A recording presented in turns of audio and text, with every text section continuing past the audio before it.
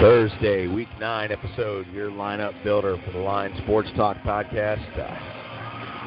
Believe it or not, November 3rd, Week 9, we're back into it. I am barely hanging on by a thread here with one hell of a World Series hangover. It was worth every second of it. Great 7 games, down to the wire, down to the final ground ball. I really enjoyed myself, but I'm exhausted.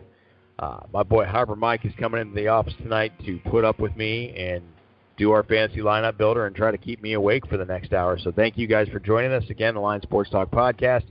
Harbor Mike, you in there? What's up, brother? How you doing? You come I'm down great, from man. Your World Series high yet? Oh, yeah, I'm great. I'm just worn the hell out.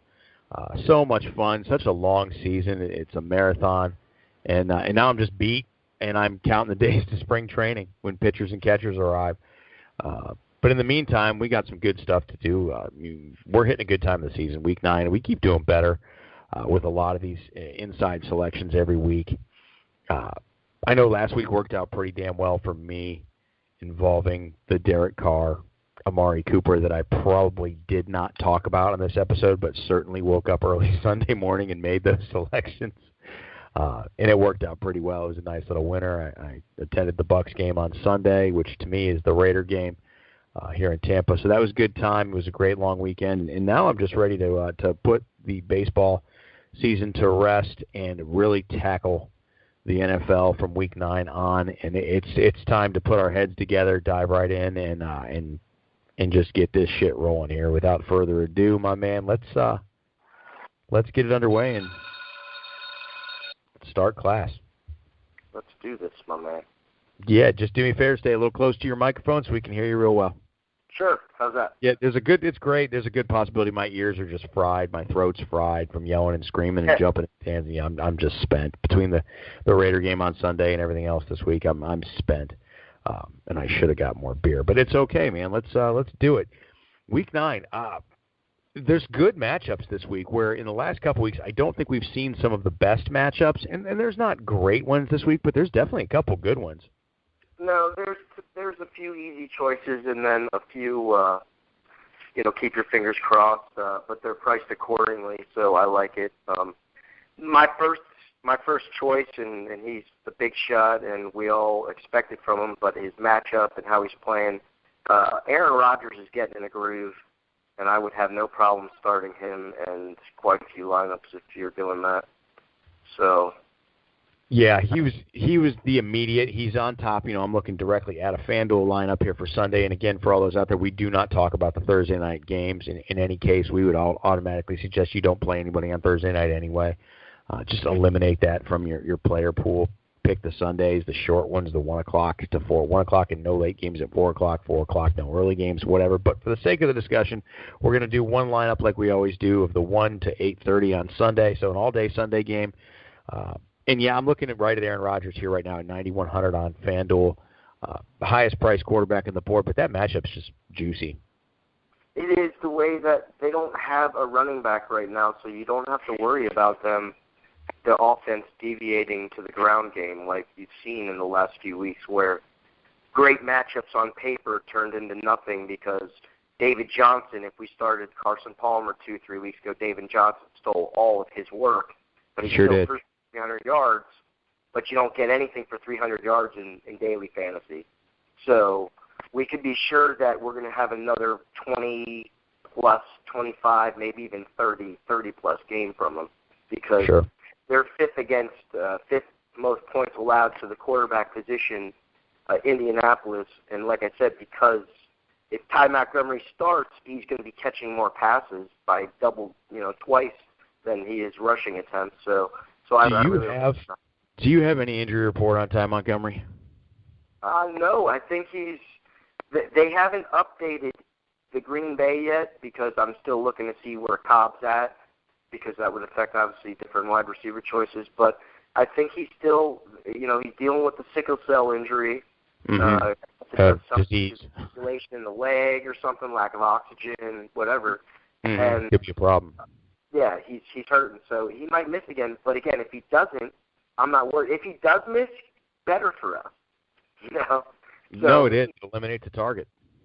Yeah, so then that way we can lock up with one of the wide receivers, because then if Cobb is off, then we only have two choices, and one of those guys is going to go the hell off, maybe both. Sure. So, well, so I like him. I like if you've seen the cost on, and I believe he's going to play. Our buddy Ben Roethlisberger is $7,500. Is he going to play? Can he play? I believe he is. He practiced in limited fashion again on Thursday. That's 2 days in a row that he's practiced. Mm-hmm. So, yeah, he's going to play. He's going to have a big brace on or whatever, and he's going to probably do what Ben does. So, yeah, I'm reading here now that barring any setbacks, he's on track to play Sunday. I think that's, you know what, I completely overlooked him, so you just threw me for one hell of a loop, but that's why you're here. I really never even considered him. Yeah, they're not, they're a pretty stout defense, believe it or not, because when you look at, they've given some points up, but they're fourth overall, sixth against the pass. Mm-hmm. So, I mean, again, there's better matchups, but it's Ben Roethlisberger for that cost. He's usually 8,800, 91, depending on the matchup. Monster afternoons, with the exception of a road game at Philadelphia where he just laid an egg, and I think the whole Steeler team did that night. And the Miami game, which is he got hurt. 34 pass attempts, so he had an opportunity to get loose. Miami just threw a wrinkle in Miami at him, and he had a garbage day there. But, that kind of changed my opinion about a few things if I do see he's going to play against the Baltimore defense that I still think is a pretender. No, like I said, I would much rather I'm not worried about Baltimore doing to Roethlisberger what Philly did as far as defensive-wise. So, sure. So I would take that bet. And, again, with the price, then you can get some juicy people to go, all right. With other people. You like Big 7 here. I tell you, you like Ben and Rodgers. Well, Rodgers is, of course, top of my list, but that's the chalk, and you're going to spend for it. I want to throw a name out there like I usually do. First of all, I love Drew Brees this weekend. I just think that San Francisco defense is so bad. The Cleveland Browns may not have won a game yet, but they're not the worst team in the NFL. I really think it's San Francisco. I think that team is shit. I think Chip Kelly's garbage.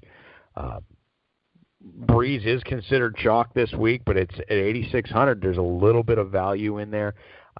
I know that New Orleans on the road is just not the same team offensively than they are at home. And that could be the deterrent, and I think that you'll probably correct me with this, but that could be the deterrent to stay away from Breeze because they are on the road and he is so high-priced on the road. But he's a name that jumps out. It's Drew Brees. He kind of goes into the same category that we were just talking about with Ben Roethlisberger as must startable if you can figure it, fit him in. He's not placed in the fourth, the best defense in the league, but. At the end of the day, I'm worried about Tim Hightower and then trying to interject him into the offense. I think they're going to look to because that's a ball control game. Identical. What's that? I think that's going to be a ball control game. I think so. Yeah, I do. But New Orleans does that differently than other teams. Is Mark Ingram hurt? No, I just think he's doing what Mark Ingram does. You just think he's Mark Ingram? Yeah. And I mean, last year he was hurt, but the same scenario happened last year. And if you remember, it propelled me to the championship game when I picked up Hightower. And the last three games, they unleashed him, and they didn't redefine their offense, but they certainly had a more balanced attack. Yeah. So all things considered, and their rushing defense, San Francisco's is horrible. That I think he might get a few extra runs, but again, it's still Drew Brees. I would start him. Okay, I'm going to give you my must-start quarterback play of the week, and I'm hinging this completely upon what I saw last week on the Saturday Pick'em episode. I was one of the few who saw Carolina smacking Detroit or Arizona in the mouth. Out of the three of us, I was on to Carolina, and I thought that just because everything points to Cam Newton's overwhelming improvement the moment that Jonathan Stewart steps back on the field. Stewart is an excellent pass blocker. He protects Cam's ass, and he's a great running back. I think Jonathan Stewart's one of the more underrated running backs in the NFL. When he's on the field, all of a sudden Cam gets a lot more interesting. Stewart can help take over a game, and that takes a load off of Cam. I love Cam Newton this week against the Rams. That's not a bad start. I like it. At 8,100, that's probably the most value you're ever going to get out of Cam Newton. Probably. And again, he's one of those guys that, because he can do it all on the field, he could get 30 points and not much offense could actually happen, because he could almost take the role of a running back and do things with that. Now, I know because it's getting beat. They can struggle in the passing game, and he can still put up 27. Yeah, but you've noticed in the last couple weeks that the goal line rushes are now going to Jonathan Stewart. They are, yeah. So you have that to be cognizant of. But overall, again, it's a good matchup. Now, I'll do you one. How about Case Keenum? I get it. I know why you're saying it. I couldn't do it.